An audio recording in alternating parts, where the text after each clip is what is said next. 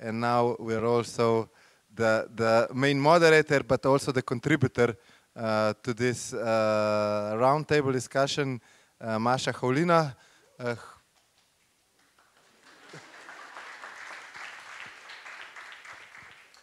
Okay. She didn't say anything, you know. No, thanks for thanks for coming. Thanks for engaging. I think it will be a great discussion. She's active with Zadrugator and Institute for Studies of Housing and Space. Studying, yeah.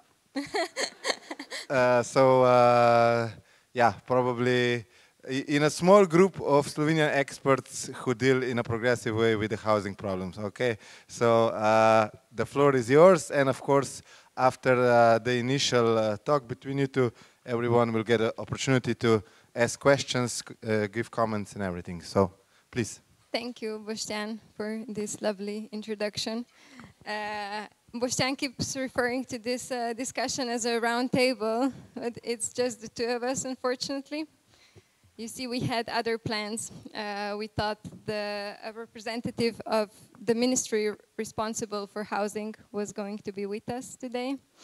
And since our national actors really like to refer to the Vienna model or the Austrian model as something that they're gonna adapt somehow for Slovenia, we thought it would be really good to discuss with them what their plans actually are, if they're covering all the bases, and if we can actually get to Vienna, which is quite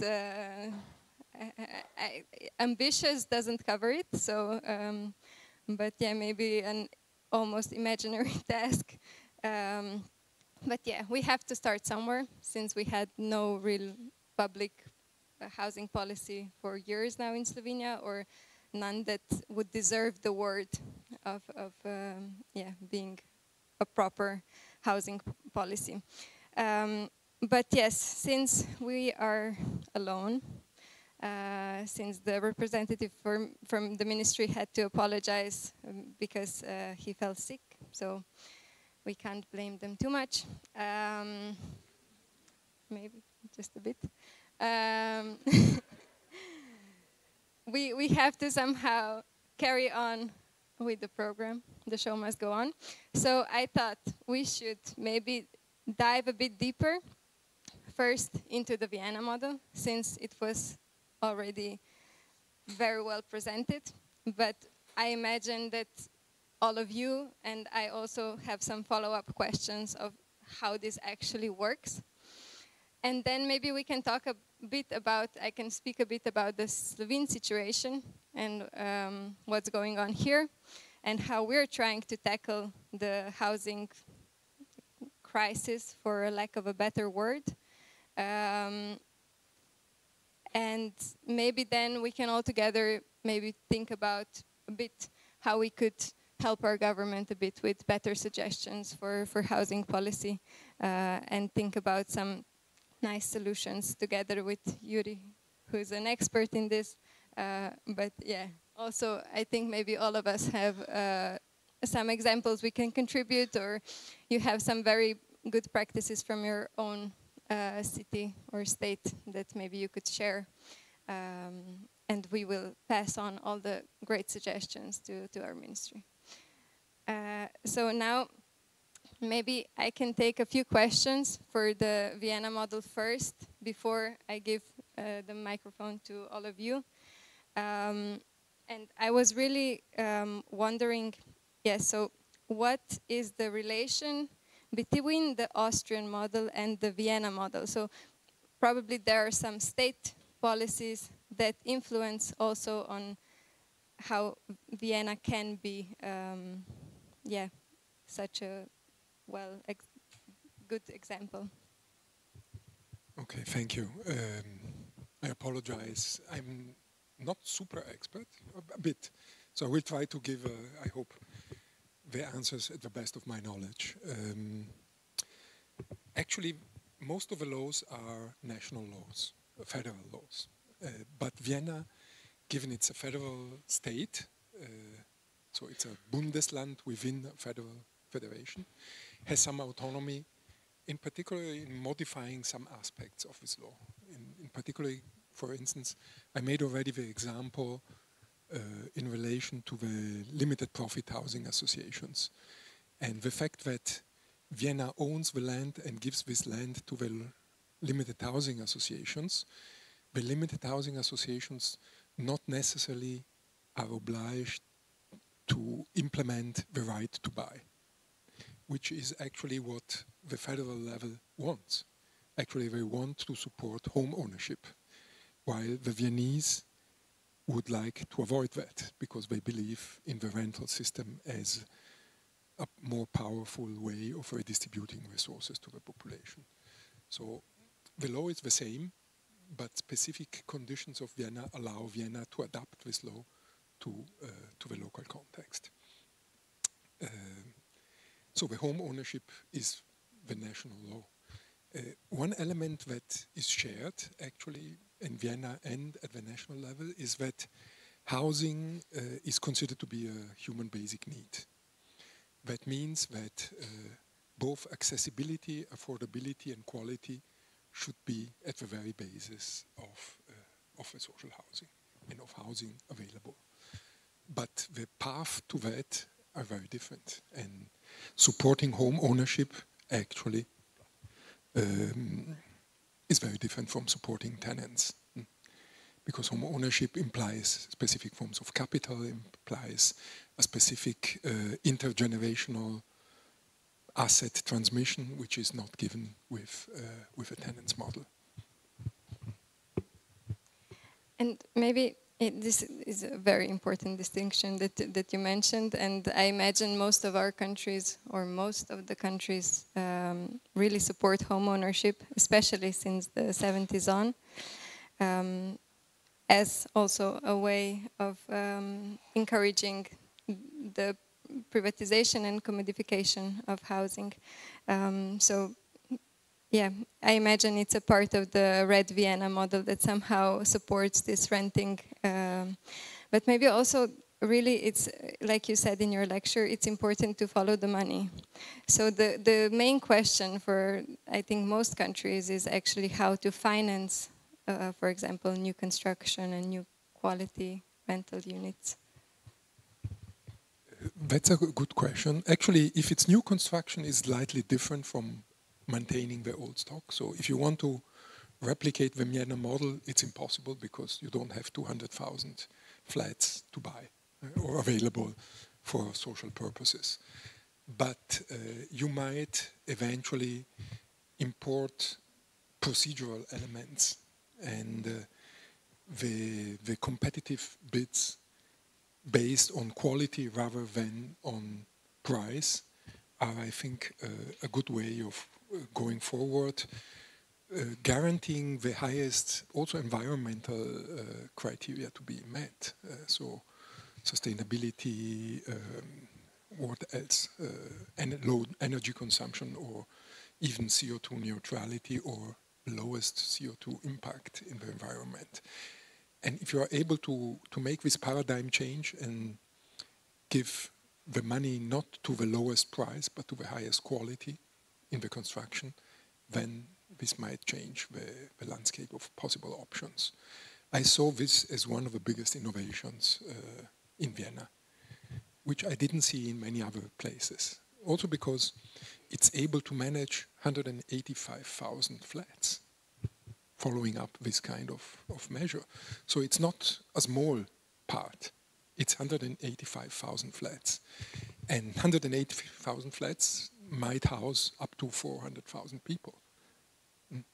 So that's quite a substantial part. It's a medium-sized city in Europe.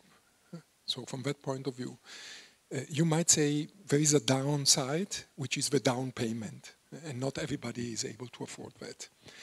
This is true, actually. This might create some inequalities in access, but the law foresees also the fact that those who build in the limited housing profit associations with subsidies get some extra subsidies, but they have to build at least half in smart housing. And smart housing does not require this expensive down payment. So for instance, for an 80 square meter flat, you have to pay 5,000 euros, which is not 50,000. So it's easier to afford that. Well, the basic criteria is cost to rent. So the rent should be able to cover the costs of a flat. So from that point of view, there are subsidies from the state. The land is owned very often by the municipality, and the rent should contribute to pay out the costs of building. So I have some tables somewhere which are very complex econometric models which makes it work. So we don't have one bidder, we have more bidders. So it's worth doing it, also for those who are building it. The point is, usually these kind of things are done for speculation, and in that case, speculation is kept in check by setting the limit of a competition price. So that's the big difference.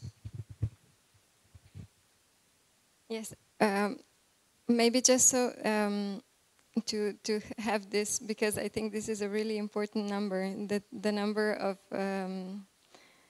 that Vienna invests into housing every year.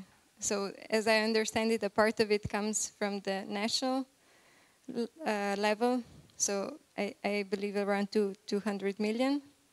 And then another 250 to 300 are added on by the city itself. Yeah, around. And so, okay, approximately. And so they put out this call for a bid, and all the different actors that you mentioned already before in the lecture are able to come with their offer. And how is the relationship then within the city between the state-owned housing and the limited profit or the cooperative housing? Actually, there is no relationship between the two. There are differences, important implications of these differences. The Gemeindebauten, so the city-owned flats, are increasingly targeted to lower incomes, while the limited profit housing associations, being slightly more expensive, requiring the down payment, etc., are targeting more middle classes, I would say. But, of course, given the high level of the income threshold, you are able to apply for both. The housing quality probably for the limited profit housing association is higher, also because it's more recent. So from that point of view, the environmental quality of the flats is definitely higher. So there are elements which are starting to distinguish a bit those who live in the Gemeindebauten and those who live in the limited housing associations. But for sure, both are rent regulated, affordable, accessible, which make a big impact on the city from that point of view. And this is also a huge issue, becoming a huge issue everywhere else. But you also spoke about the market being regulated, so the private rental market, as I understand. And I'm wondering what regulations are there in place to keep the rents low? Actually, indeed, the market is also regulated, in particular for a specific type of building. All buildings which were built before a specific date. So all buildings built before, I think, 1915, something like that. I'm not 100% sure. All buildings before that have to keep the price within specific limits. And you can have some additional add-on. If the area is of particular quality, you can increase by a specific number, but it's still regulated how much you can increase. So from that point of view, you don't have super speculative moments. The speculative moments you have only for the little share of flats that are exposed to the market price without any regulations. And these are, for instance, attic flats. So the rooftop flats. They are not regulated. So you can have buildings where the top flat is renewed and costs a lot of money, and other flats in the same building at lower levels, which cost much, much less. So there is a vertical stratification somehow, I would say. Okay, I will check how we are. Yeah, maybe it's time now to take your questions about Vienna, if there are some. Yeah.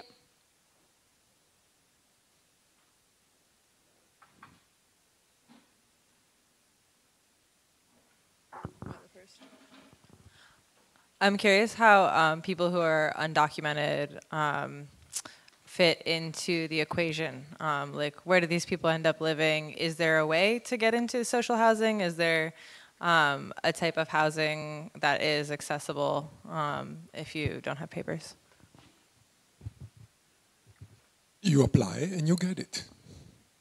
That easy.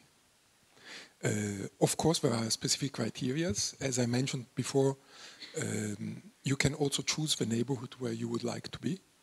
You can try, there are criteria of the size of a neighborhood, of a flat, which are referred also to the size of a household. The bigger the household, the bigger the flat. For a single household, a single person household, you won't get more than 40 square meters, approximately. If you're lucky, 45, but not necessarily. But this has much to do with the waiting time for accessing the flat. So if you want a specific neighborhood which is particularly well served and well whatever in a nice neighborhood, you might wait for a longer time. But as I said, if you are in an emergency situation and you lack of housing and you need it immediately and you accept whatever comes, you get it very fast. But in order to access, you have to ask and you will be given somehow. They check, of course, the requirements, and but that was the income threshold, for instance. There are other elements which qualify you more than others, for instance, but in general, it's mainly income.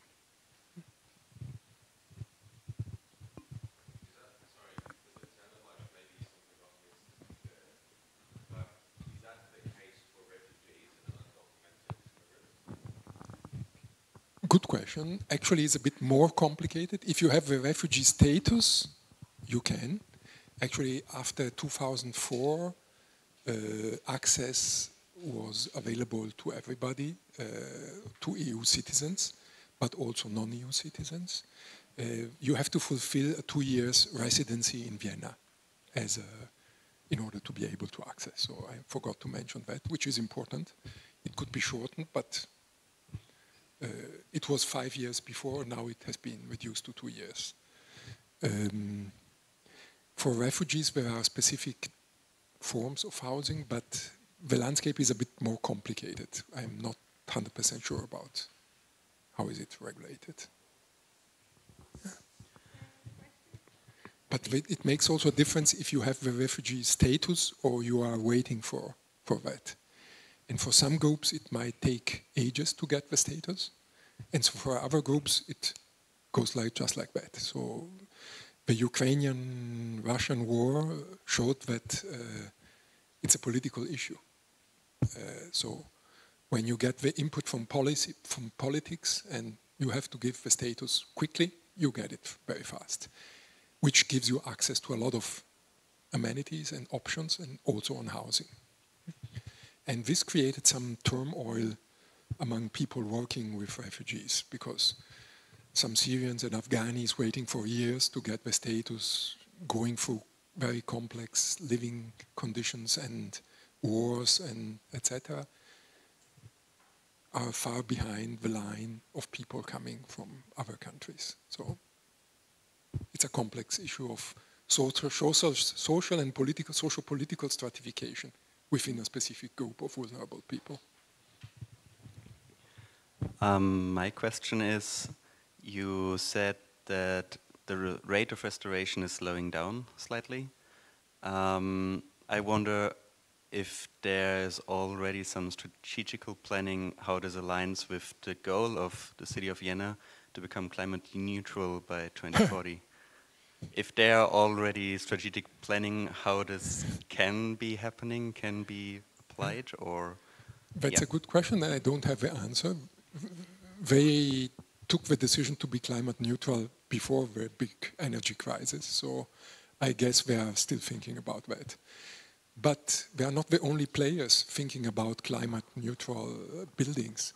Also, the University of Vienna set up this target for 2030 to be climate neutral. Other universities have already climate neutrality, but they have climate neutrality because they buy out with emissions trading, which I think it's a fake. And actually it's a terrible market, which we should all very critically assess.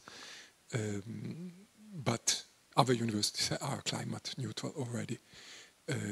I'm part of a climate hub of a university, and we are currently thinking about how to do that. Because one element is flying, of course, flying. All people fly around to conferences, organize everything, exchange of students. And we believe face-to-face meetings are important as well. But during the pandemic, we learned that also online meetings might help. So a mix of both might help to reduce the carbon footprint of everybody. We have working groups for eating, so that the Mensa is not offering schnitzel every day to everybody, but is trying to have vegan options, which has quite an impact, actually, etc., etc. So it's not just the city of Vienna and the building sector, but it's something which spills over in a lot of actors within the city. Maybe we take the last question and then we try to bring Vienna to Slovenia.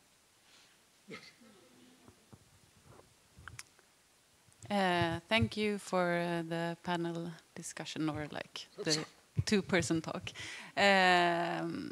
I'm thinking, because now you talked about not selling out the housing, and you kind of mentioned that then also that the state owned still the land that the housing corporation was built upon. I mean, in Sweden, we sell out the land in the municipalities as a way of getting an income. So I wonder if you could like elaborate a bit more about what it looks like in Vienna in terms of the city actually owning the land, because that also is an important way of being able to steer the city. It's indeed a very important element in the whole system, owning the land, because through that you are able to impose some specific criteria also to the limited profit housing associations. So, as I mentioned before, you are able to limit the right to buy, which would go into the direction of a home ownership model, which they would like to avoid. I don't know why they didn't sell up the land, actually, if they were too slow to enter this whole thing, and now it's sexy again not to sell it and to have this municipal housing thing. I don't know if you know Gustav Mahler. Everybody knows Gustav Mahler, the director and musician. It's very famous, actually. At the turn of the century, he had a joke. He was saying, when the end of the world comes, I would like to be in Vienna because everything comes 40 years later. And actually, probably they missed the whole wave of selling out and privatization. Now they are realizing it's better not to do it. And it's like some universities in Italy where they didn't wire the internet connection, and now they jumped one technology and they have wireless technology to access the internet. So there are sometimes moments which is good not to be as fast as the process, as the mainstream, so to say. So from that point of view, Vienna was lucky, I guess. I have a question that's inspired by something you said during the lecture, but maybe it's, I don't know if it's too specific or maybe too general, but in regards to the social composition of Vienna population, actually. You mentioned the biggest employer is the municipality, and then you mentioned Caritas employs 5,000 people. That reminds us that Vienna has this function as of a capital that makes it a bit, I suppose, it functions differently than other cities. It's kind of, even after the dissolution of the market, it kind of became a city that's too big for its own country. So I'm wondering if, what's the social composition of the Vienna population, and is this composition reflected in the composition of the tenants who are served by its own own service? And just then another question, just quickly. These construction companies that build this limited profit housing, are they also based in Vienna? And yes. Okay. So the last question is very easy and quick to be answered. There are 60 limit profit housing associations in Vienna, and we can participate to all bids and make the best offer. So from that point of view, there is competition indeed, and it's not always the same bidders who win the competitions. The other question is a bit more complicated, actually, and it's very interesting. So the social composition in social demographic terms, I would say that almost half of the Viennese population has a migration background, which is not irrelevant, and Vienna became a fancy city because of its immigrants. It's fantastic to scroll down the city and you hear all languages. A lot of Slavic languages, of course, but also all sorts of languages. And it's not just tourists, it's people around there. One of the biggest problems, which I didn't mention before, and thanks for your question, is that a large share of the population is not able to vote in Vienna. So for instance, you have almost 2 million inhabitants, 19 something, and more than 30% of the population, of the resident population, is not able to vote for the mayor. Also, European citizens are not able to vote because Vienna is a Bundesland, and they are able to vote only for local administrative elections, which means they are not able to vote for the mayor, but for the district coordinator, so to say. And the district has much less power to intervene in the city politics because the resources are at the higher level. I don't know how the elections would end up if this 30% would vote, but Vienna has a quite interesting political stability. So practically, with the exception of the Nazi period, it was run by the SPÖ, the Social Democratic Party. In the last elections a few years ago, the Social Democratic Party got more than 41% of votes. I would challenge any other city in Europe to find such a high share of allegedly progressive party in power, continuously from after the Second World War up to now. They were in coalition with different parties, even with the Conservative for a certain period of time, in the Grand Coalition, and for a decade also with the Green Party, which was actually my preferred coalition. But the Green Party was, in the last election, they got also a lot of votes, and it became an establishment party, the Social Democratic Party. So they thought it was more convenient politically to have a coalition with the Liberals, so which got less vote, so they got one aldermanship, so to say, one assessorship, or how you say, one resort, and they got education. Housing was controlled by the Social Democrats. And the Liberals, who are now in power with the Social Democrats, had one of the issues on the campaign was to sell out the social housing. And once they entered in the coalition negotiations, the mayor said no. And they said, okay. Because it's a very strong basis for consents, of course, also. So from that point of view, it's a very complex consensus-producing machine as well, because infrastructure is incredible. Public transportation works extremely well. You don't need a car, you don't need things. Actually, when you are in Vienna, it looks like it's always Sunday. It's one of the slowest capitals I've ever been. I moved to Vienna 8 years ago, and I was coming from New York, where I spent my sabbatical, before moving to Vienna. It was a cultural shock, I have to say. At 6 o'clock, shops are closing. In New York, it was 24 hours. During the weekend, everything is closed. Even restaurants are very often closed during the weekend. So it required quite some adaptation. And now I'm appreciating more and more the fact that things are slowing down in the city. It's a degrowth, implicit degrowth, and slow down and whatever, with a strong social focus. So I think it's one of the best cities to live in, I have to admit. I'm in a privileged situation, I have to admit. But also, if I would be poor, I think Vienna is much better than in other places. I don't know if I've answered fully the question.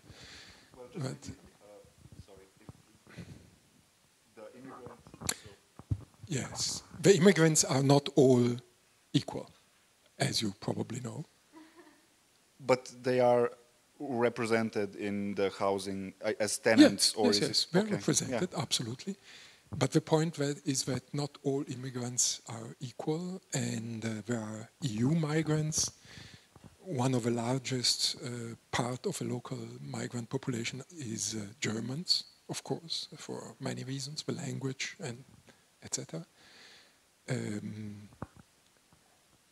There are non-EU migrants as well, but there are the United Nations, ILO, and a lot of OPEC. The big OPEC cartel is there. Actually, the big crisis in the 70s, which you probably might remember, the 1970 crisis with the oil austerity breakdown. It was the OPEC which started the whole thing with rising the price for a barrel of oil. It started in Vienna. But they are represented. Maybe we can try to skip now to Slovenia and maybe say that once upon a time we had something very similar to the Vienna model. So in our former state, we had this similar contribution that it's in place also, and it's responsible for a lot of the financing for the housing in Vienna. So each employer and each employee put forward 1% of their wage in order to finance housing. And yes, so our director of the Municipal Housing Fund always says, why are we looking towards Vienna? We already had that. But yeah, we should bring it back. And the other thing was that we had really strong construction. So there were at times, in some years in Slovenia, there was as much as 10,000 flats being constructed in a year, whereas now it's really unimaginable to even construct like 1,000 is a lot for it's really a huge amount for public funds. So it's, and a third of the whole housing stock was rental. It was social housing, very affordable living, and the rest was a lot of it was also self-construction. So we had a lot of regulation for self-construction, and because the state couldn't build everything for everyone, they weren't still able to keep up with the demand. But to move on from what we had with the trends that we were talking about today. So in the 90s, after we gained our independence, most of the public housing stock was privatized. We kept a small part of it, and the rest became homeowners. And the logic was, now everybody's a homeowner, we don't need housing politics anymore. So that didn't work out so well.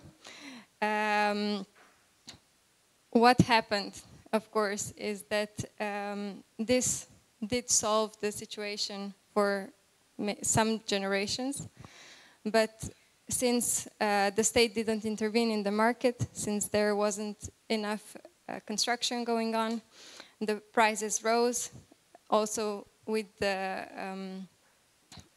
commodification of housing, we saw a lot of it starting to get speculated with. A lot of Airbnb started in the last 10 years, let's say. And because of this need for new housing that wasn't being constructed and wasn't being developed, and because the housing funds didn't have any money, because the state didn't put any money for housing, they were selling off the flats, and there was an increasing need for flats on the market.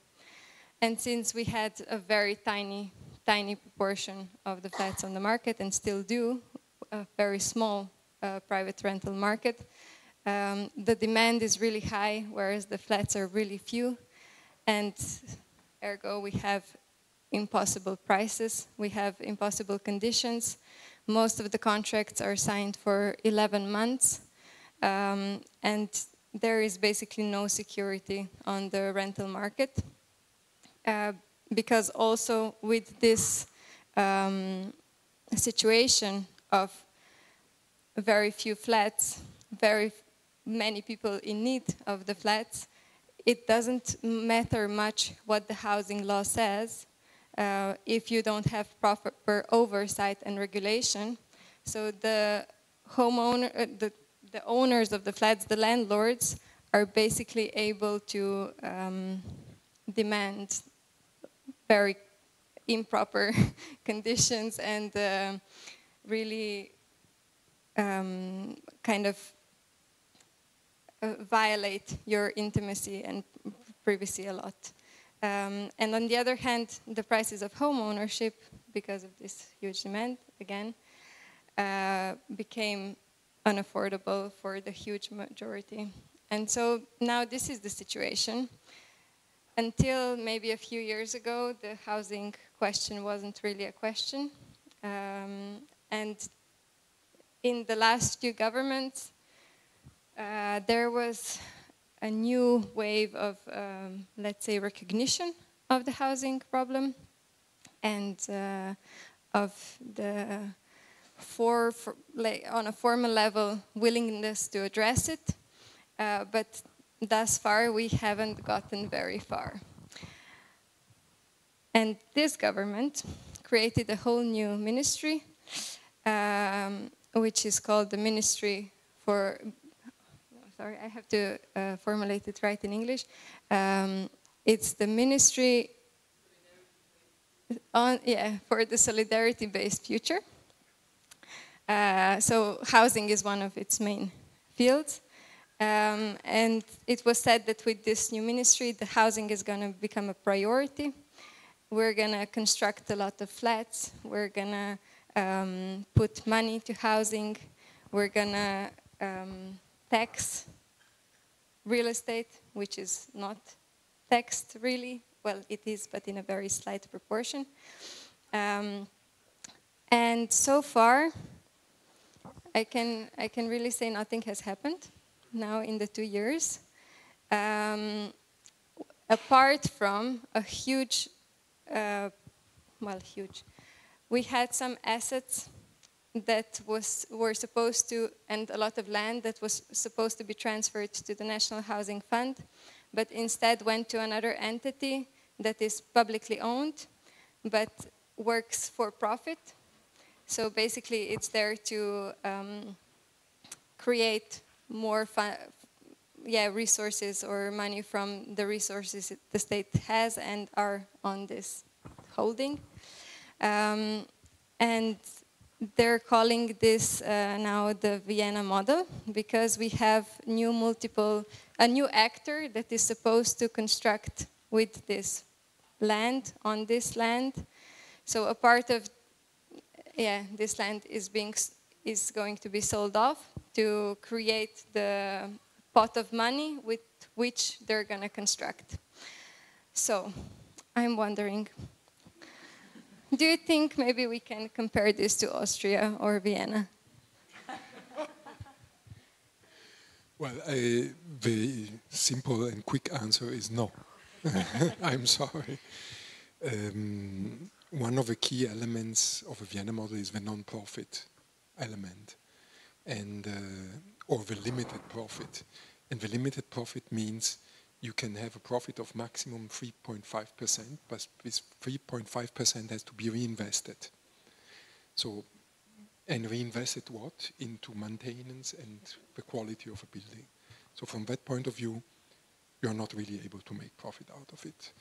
So that's a big difference, I think. And once you commodify your housing stock, it's very difficult to go back. And it's like a ticking bomb, which has intergenerational effects. So you had it a few decades after you privatized. Why? Because young people have more difficulties to enter the housing market. Because sometimes they are in a precarious working condition and things like that, so they are not able to access mortgage and they are not able to afford this kind of funding. So from that point of view, there is a whole ecosystem of elements which need to be in place in order to be replicating the same model. I'm someone who is very suspicious of best practices. I think best practices are a fake, actually. And also this institutional shopping, going around and say, this works fantastic, I will apply it here. But the conditions are so different when you take something and then you apply it, actually it does not work, because the whole ecosystem, the relationality we were speaking about is not given. I remember one example when I studied a long time ago, the flexicurity model in Denmark. Fantastic model. People could be fired easily with a job.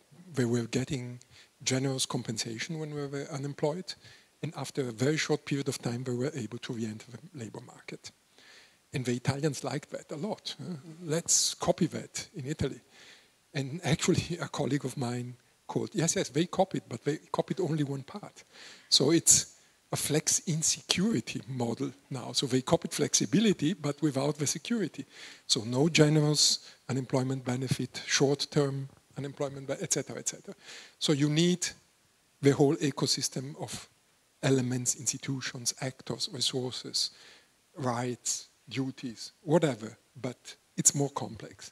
So if you really want to replicate that, you should try to understand why it works, what are the key elements of that working, are these elements existing here as well, what is different, how can we adapt that model to these differences, it still holds, not, what are the costs of the adaptation. So it's a complex process, so it's not impossible, but it's harder than people might think. Sorry.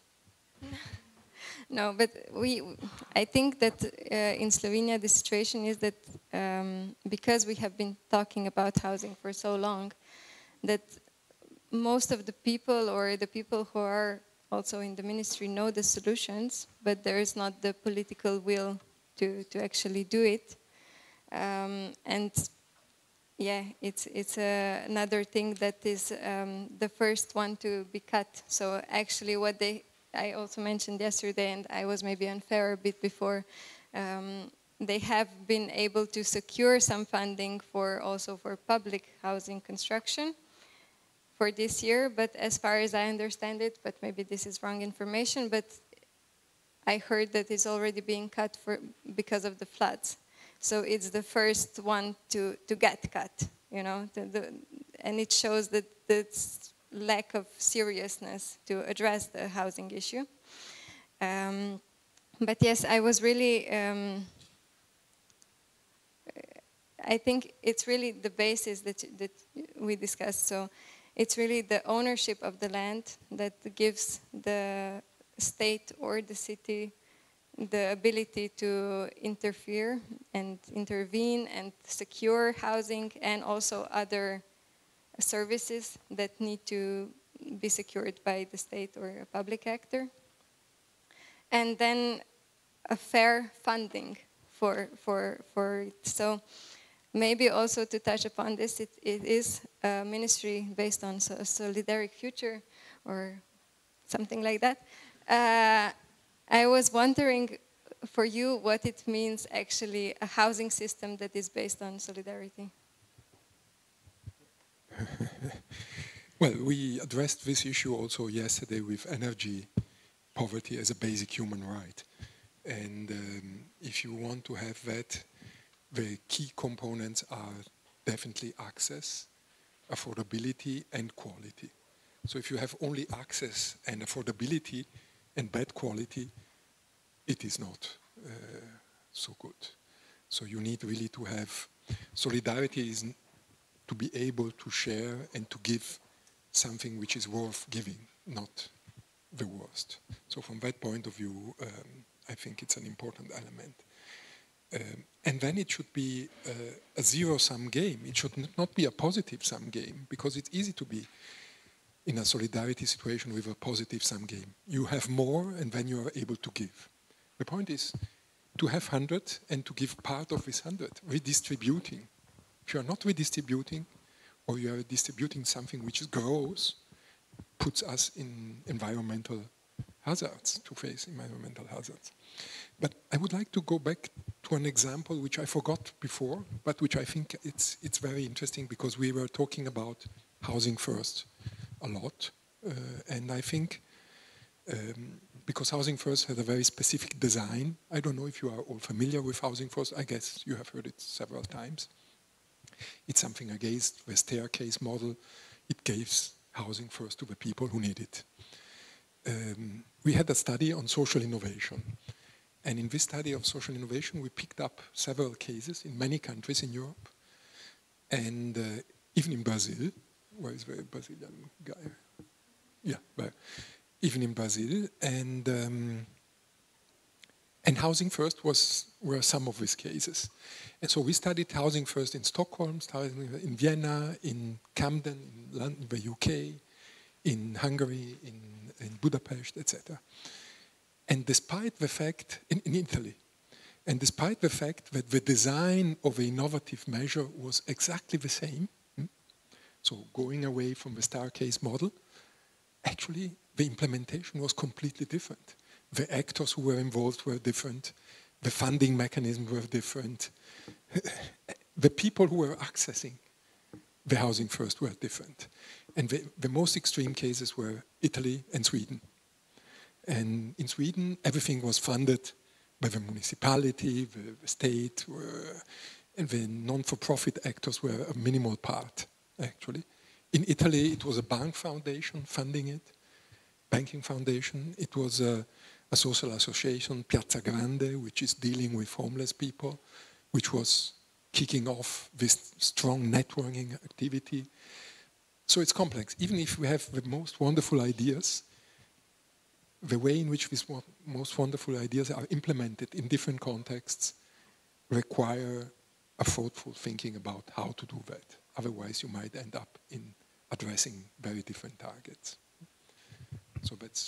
So I'm obsessed with this contextuality. I think that's so important and so under-theorized because it's always the container where something takes place.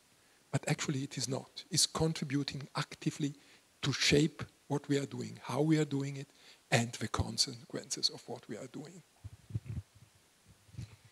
At this point, I think it's really time to open the discussion. Uroš already has a question, and Boštjan. Yeah, go ahead. Yeah, one a bit provocative question, but I'm still thinking about, you know, the nexus of the environmental crisis and housing issues. I think that's really important. Because we've seen today, I think, on Clotilde's graph that there has been decreased, the investments into building new housing capacities has decreased in the past decade, probably. Especially in Slovenia, as Masha has told us, there's a really low investment level.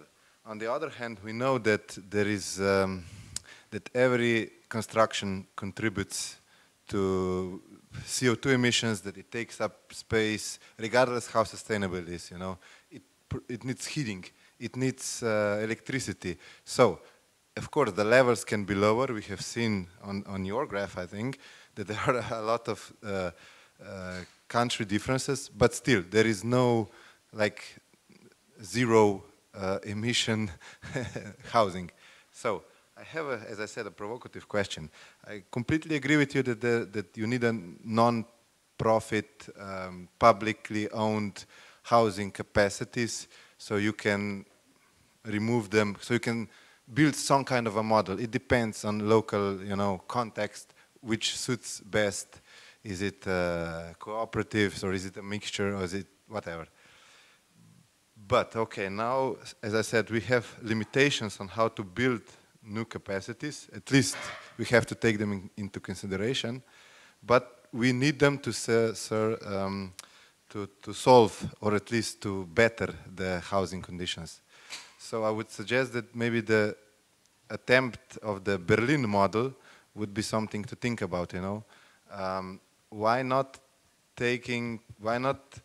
try to take existing privately owned capacities, especially those by bigger players, into public ownership. I think this is really important, because from the environmental perspective and from the social perspective, this is something that has great effects. And of course, it is a question of power, but they should be bought out by a price. But this is something probably that, maybe in a sense it could be easier than building from anew. But here we see something that you have also mentioned in your lecture about Red Vienna and so on. So let's say the political conditions of having such a model. This is the thing, that the elephant in the room, like the Americans like to say. And the second thing is, I would like to mention the demand put forward by the Slovenian youth climate change or youth climate justice movement. Sorry, and I think it bears a lot of provocative but well-intended and, in a positive sense, productive demand. So the demand is that we should limit even for, let's say, private households, we should limit the number of real estate, of housing capacities owned by a private person. Let's say, I don't know, I think it was the idea was 3 or something like that, and above that should be redistributed in a sense. Okay, this is something that, of course, in an environment, political environment that we live in, it sounds like, whoa. But from environmental and social perspectives, it's completely rational.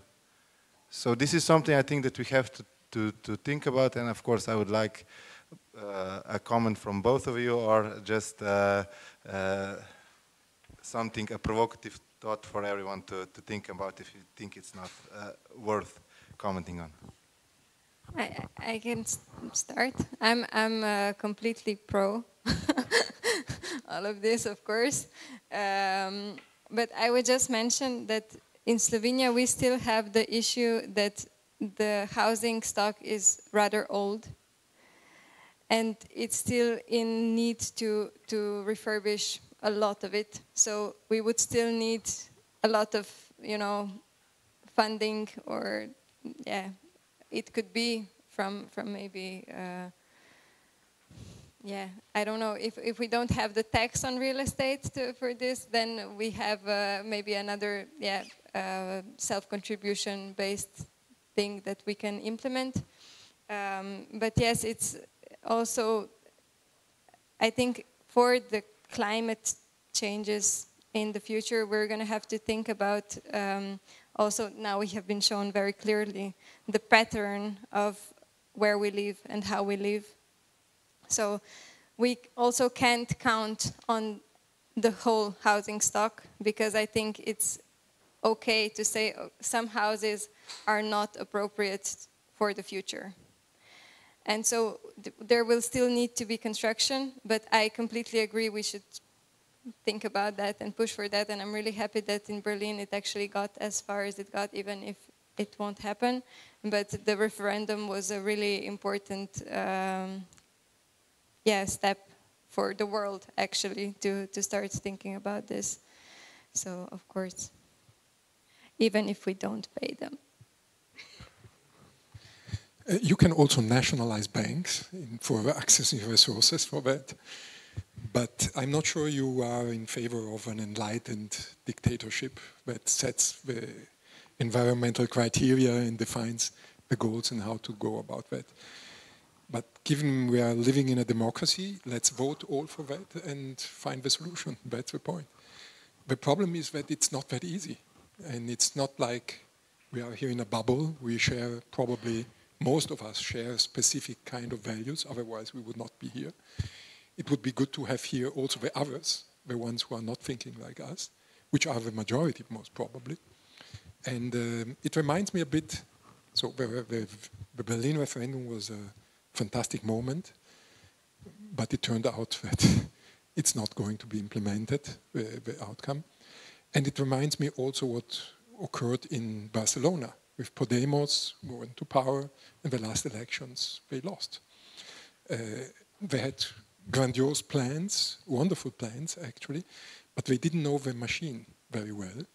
And sometimes they were not able to translate their ideas into policies, into practice, negotiating with other actors for their solutions, which is of course an issue. So it's complex. In Italy, they voted for 20 years for Berlusconi. Can you explain that? It's difficult to explain, but actually it was the case. In some other countries, they vote for other people. I guess recent elections in Hungary showed also, or in Turkey.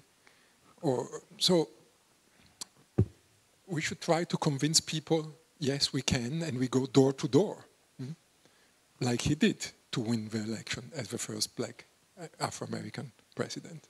It's not just something left, it's something which requires militant attitudes. And it's really not that easy in a period of time where elections turnover is going down and things like that. But I share your concerns and also your vision.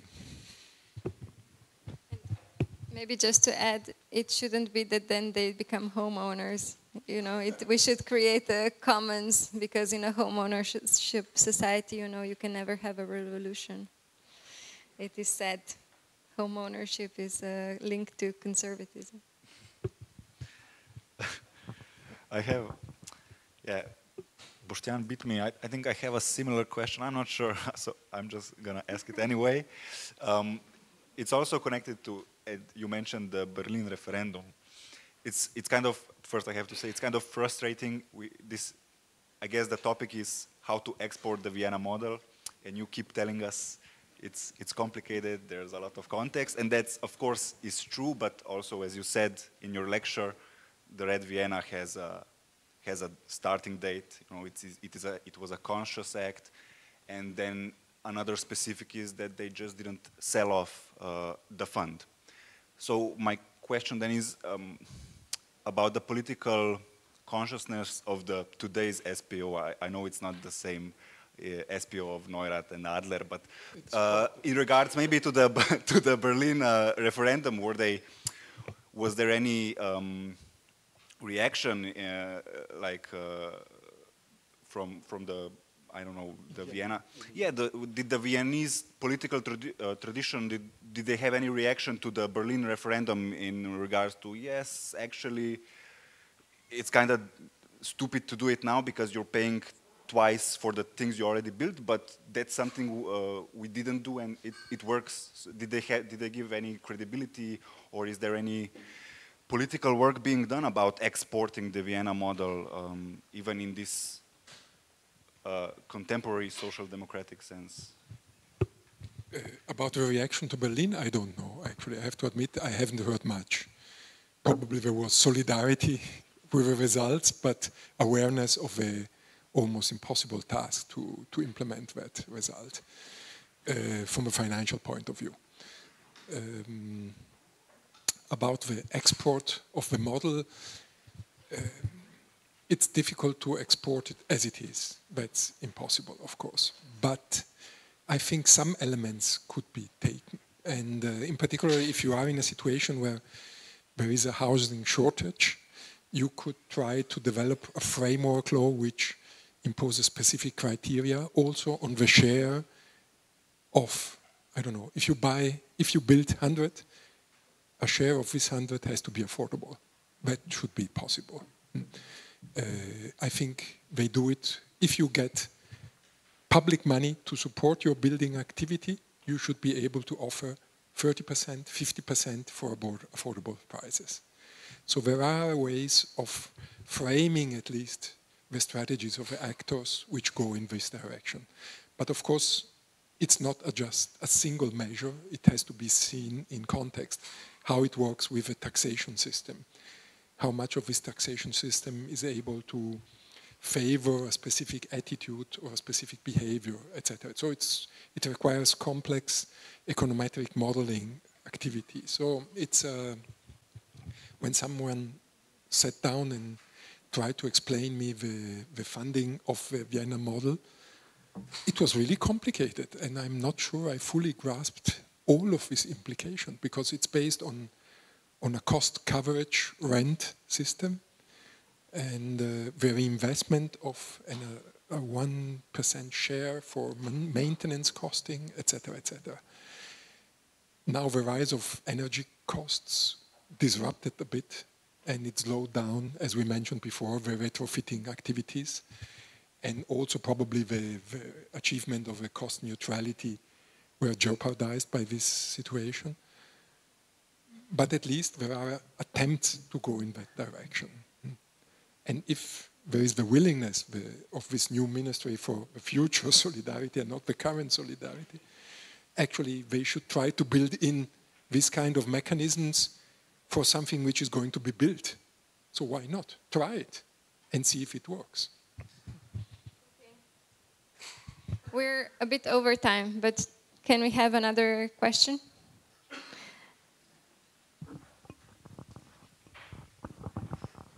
This is quick. It's actually a continuation of the discussion. Just another policy example related to a type of expropriation of from the private market to public housing. In Mallorca, we have a law now that was passed really recently where every time a large landowner, a large landlord that has more than 10 dwellings puts a set of more than 10 dwellings on the private market, it has to be offered to a public body first for purchase. And that is at a controlled price before it can be put on the private market. And there was there's the first attempt to buy a building through that this year, which unfortunately happened right before the government changed, and now it's definitely not going to happen. But I think that the law is there, the precedent, has started to be set. So it's kind of an interesting model that's not quite as extreme as Berlin, but.